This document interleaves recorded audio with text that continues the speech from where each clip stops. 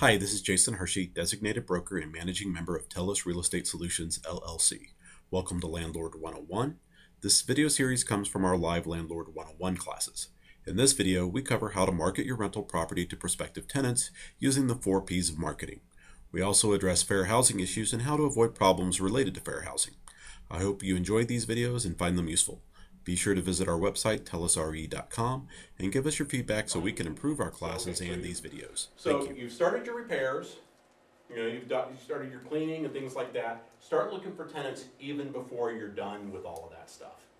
Now, it's going to be a personal decision, and it's going to depend on the extent of repairs and cleaning that you have to do, whether or not you actually show it while you're in the midst of repairs. But I would still go ahead and start marketing it.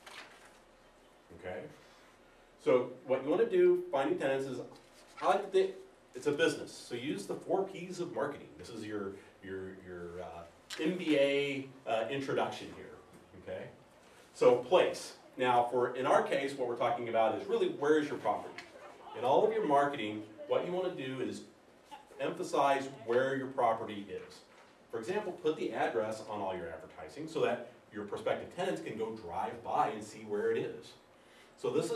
So with real estate agents love to leave information out of their marketing materials. Because for real estate agents, we want people to call us.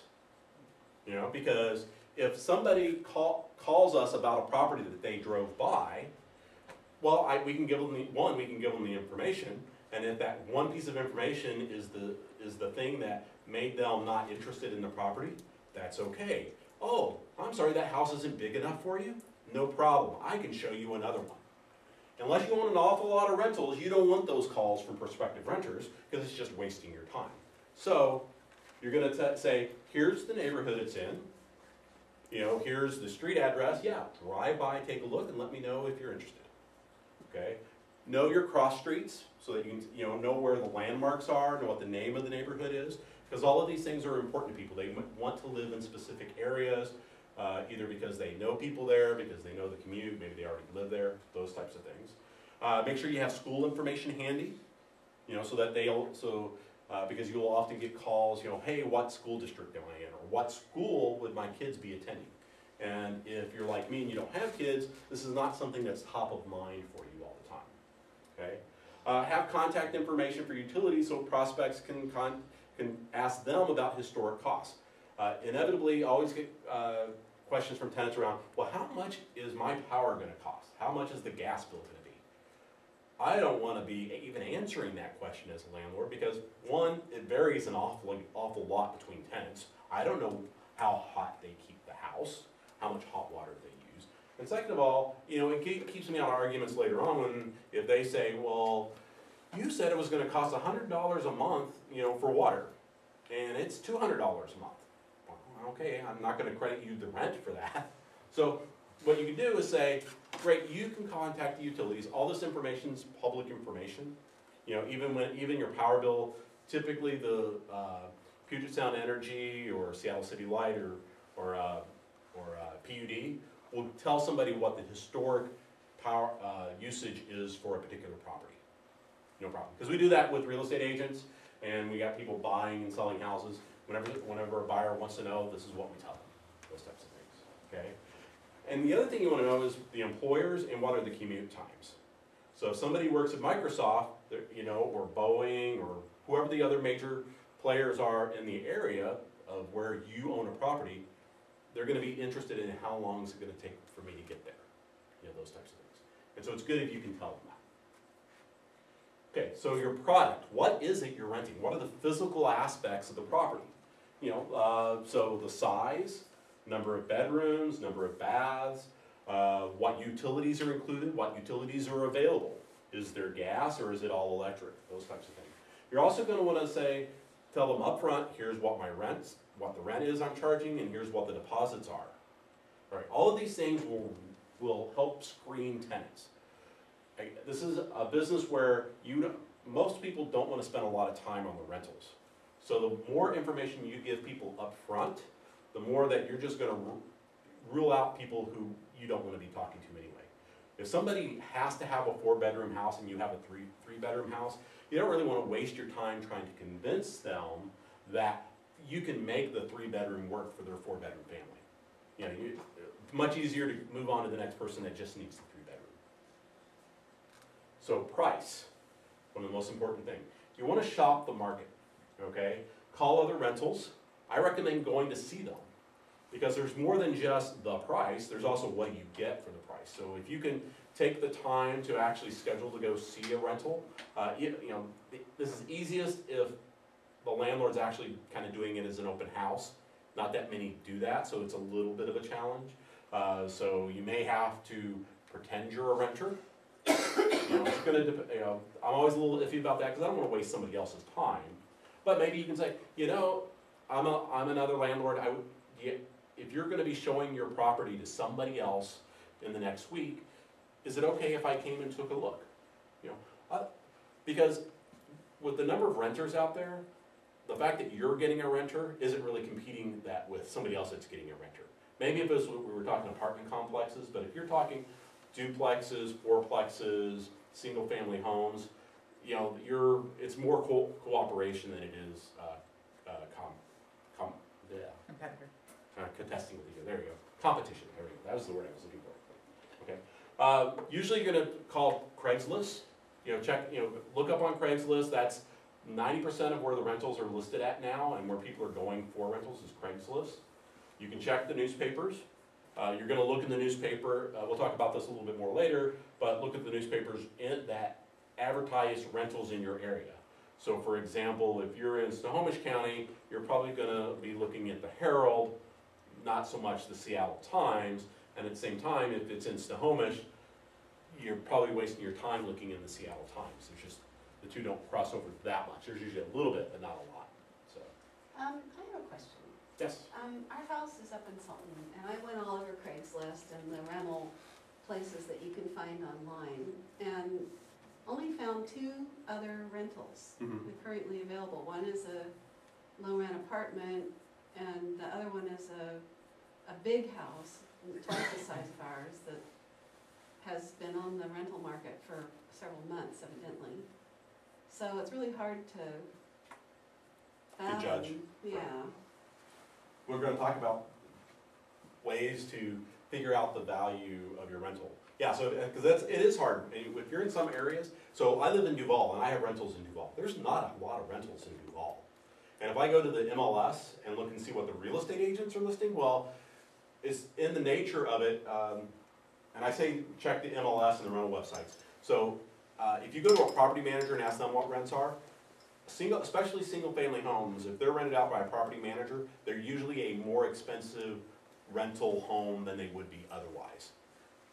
Okay, so in Duval, you'll see a lot of properties, you know, $1,900, $2,100, $2,200 rented by property managers. But I know for a fact that most rentals, especially the ones compared to mine, are around the $1,600, $1,700 range. That's because they're not rented by property managers. They're at a price range where it just doesn't make financial sense to be paying somebody $100 or $200 a month to manage the rental. So they're done by individuals. Okay. Keep in mind that you can charge a premium for more bedrooms and a premium for allowing pets. So if you see a place that's 3 bedrooms and you have a 4-bedroom, know that you can typically charge more for it. That is because somebody who needs a 4-bedroom house typically can't rent a 3-bedroom house. But anybody who can rent a 3-bedroom house would be perfectly happy with a 4-bedroom house, with the rare exception of somebody who's concerned because it's too big. And again, allowing pets, most rentals don't allow pets. So if you do allow pets, you can charge more for it. Okay? Now, talking about pricing. So there's a couple of choices that you have. One of my favorites in the case of I don't know what the value of my rental is and I can't find the competition, my recommendation, and this is why you start marketing it early, is start higher than you really think it's worth. Okay? So you start, so let's say that you're guessing that you're going to get $1,500 or $1,600, or maybe that's what you'd be happy with is $1,500 or $1,600. Put it out there for $1,800.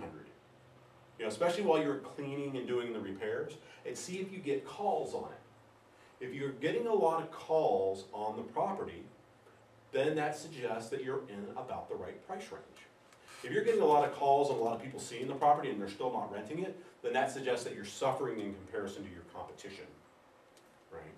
But typically what's going to happen is if you're too high, you're just not going to get anybody calling at all, right? And so if you go a week or two and nobody's called, that's a pretty clear indication that your price is too high. Let's lower it down $75 or $50 or $100 a month, depending on how high you went, until you start getting calls. You know? Now, once you know the price range you're in, or if it's well defined, you may want to go the opposite and actually go a little bit under market and just get it rented fast. Which you do is really up to you. I've got tenants that have been in for 6 or 7 years, so I'm very glad that I went high to start with. And when my tenants moved in, they were actually paying more than typical for the market.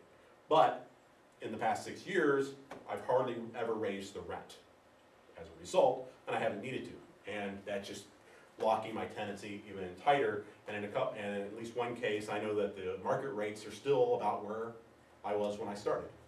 So it's been great. So it's just, but that's, so in that situation with Sultan, there's not a lot of rentals that you're seeing. In Sultan in particular, my guess is that you're going to need to drive around and look at yard signs and call them. Okay. Also, and in fact, you can look at all the things that I'm going to recommend on how to market your property, and then look for those things. So, because advertise where your customers are. Okay, yard and window signs. Most of my rentals, I would say 90% of the time, I've gotten my prospective renters because they've driven by, because they're already renting in the area, they drove by, they're looking for a new rental, and they saw a sign in the yard, or a sign in the window, or a sign on the side of the building that said, for rent. Okay? Websites. The next thing is websites. Craigslist, most renters are looking there. And this is going to depend on who your target renters are. You may be in an area, or if you're what's called a Class C apartment complex, where it's kind of a low rent apartment complex, you may have prospective tenants who just don't have computers, and so they're not going to be doing Craigslist. And that's a perfectly valid market to go after. In fact, lots of people make lots of money with low rent apartments. Okay. Lots of websites, rent.com, rentals.com, rentaldata.com, ahrn.com, apartments.com, and there's new ones every day, so. And most of these are free, so when you're marketing your property, you might as well just put them up there, okay? So your newspapers, printed online, use the ones that your prospects use, so we already talked about that, whether or not you're gonna use the Seattle Times or the Herald. Little nickel, do you market your property in the little nickel? I think that's going to depend on your prospective tenants. If you think that your prospective tenants are using the little nickel, great. If you're renting executive housing, you're wasting your money putting an ad in the little nickel, that type of thing. If you're anywhere near a military base, the military housing departments, you can call them up and say, we love military, and they will love you. I love military renters because they pay their rent. They get in trouble with the military if they don't. So grocery store bulletin boards. So you go to Safeway, Albertsons, go to Fred Meyer's, the bulletin boards. Or also libraries, anywhere there's community bulletin boards. Look for flyers there. In the case of Sultan, that's one of the things that I'd be looking at. Is looking around the local community and seeing what's posted for rent. Okay. Company bulletin boards and internal newspapers. So if you're in an area where you're going after Boeing employees or Microsoft employees, both cases they have electronic newspapers, and if you know somebody, they can post that property for rent for you, or maybe you work there, that type of thing. Great way to target people in specific industries because maybe you have some viewpoints about how good of renters they would be. There's nothing wrong with that. I've got a client who owns a rental in Seattle near Pill Hill. So Pill Hill's first hill, it's where all the hospitals are. That's why they call it Pill Hill, not because they're selling pills there, although I wonder sometimes. And so where would you market? Go into the hospital and into the little kitchenettes and put up flyers because maybe you want doctors or medical students in her case. Okay. One thing to keep in mind with all of your marketing and your promotions is fair housing rules. Okay. You cannot express a preference for race, religion, gender, marital status, family status, sexual orientation, or disability. Really, you don't want to, if you're wondering whether or not you can express a preference for somebody, other than financial, assume you can't. Okay? You should never say no kids, and you should never say adults only. Those are red flags that will get you in trouble. And HUD actually sends people out looking for this stuff. Okay, and landlords do get in trouble for it. They get in trouble more in Seattle. I mean, it's not necessarily worth their time to go running out to Sultan and Monroe, you know, when they can find lots of offenders in Seattle, but they still do that. Okay, really what you want to do is stick to the features of your property and any financial requirements that you have. You know, it's the Joe Friday, you know, just the facts. Okay, so in your marketing, so when we talk about yard and window signs, I think that your sign should reflect the quality of your rental and what your goals are. So for example, if you have signs that look like these, the tenants that you attract may not be as good a quality as you want. Okay, much better to have even a hand-printed sign that's just nice and neat. And actually you can go to Vistaprint and places like that and get these little corrugated signs made for 10, 15 bucks. You know, so they're great. When you're doing flyers, I would say that any flyers that you create should reflect your property and your target market. Okay? It doesn't have to be, you know, very super nice and neat and lots of fancy pictures. It could be kind of cool and funky. This is not actually a flyer for a property, but I liked it because in some areas your target may be college students. This would be the kind of sign that I think would attract college students and get their attention more quickly than this one. You know, at the same time, if you're targeting executives, this is probably not going to get their attention. Something like this will. You know. What you want to do is you want to have your phone number on all your marketing materials. Okay. You want to have voicemail for that to go to. You know, on your personal phone, you may not be a person who wants to answer unknown calls, right? So make sure that it can go to voicemail, and then you can check the voicemail, and then give people a call back. Okay. Notes on voicemail: keep your voicemail professional, and respond to messages promptly. Just one of my pet peeves. So this is a business for you, and so think about what kind of tenants you're attracting. If your voicemail goes to, you know, if you've got the hold music and it's a rock song, you know, or it's your kids are answering the phone. You know, if your kids are answering your voicemail for you, if you've got a tenant who's a really great tenant, but they're kind of a type A personality, they may be turned off. They may not leave a message, things like that. So I would say make sure to keep your voicemail, you know, message professional, that type of thing. Typically, I'm going to say email is an extra. Don't depend on it. In the case of a Craigslist ad, it's, you know, paramount to have it. And I've had students mention that they use this as a screening process. They don't want to express, you know, a specific preference, but the only way you can get hold of them is by email. That pretty much rules out any prospective tenant who doesn't have a computer, or at least access to one and knows how to use one, right? So they use it as a screening tool. For the gasket. I knew this was going to happen sooner or later. Yeah. Like I said, normally I say don't worry about that because most of my rentals, so we're touching on our investment class. I love a blue collar rental. You know, most of my tenants are not Microsoft employees. I've had Microsoft employees as tenants. I have one who's a tenant, but he's still kind of a blue collar guy. So I'm perfectly happy to have tenants who aren't spending the money on computers. As long as they pay their bills, that's all I really care about. And so I give them a phone number. But like I said, depending on where you're at, you know, you're gonna want, you know, email might be a great way to screen people. This is Jason again. I hope you enjoyed this video from our Landlord 101 series and found it educational. Be sure to check out our other videos and provide your feedback. Please email or call if you need any help with your commercial or investment real estate needs. Again, thank you.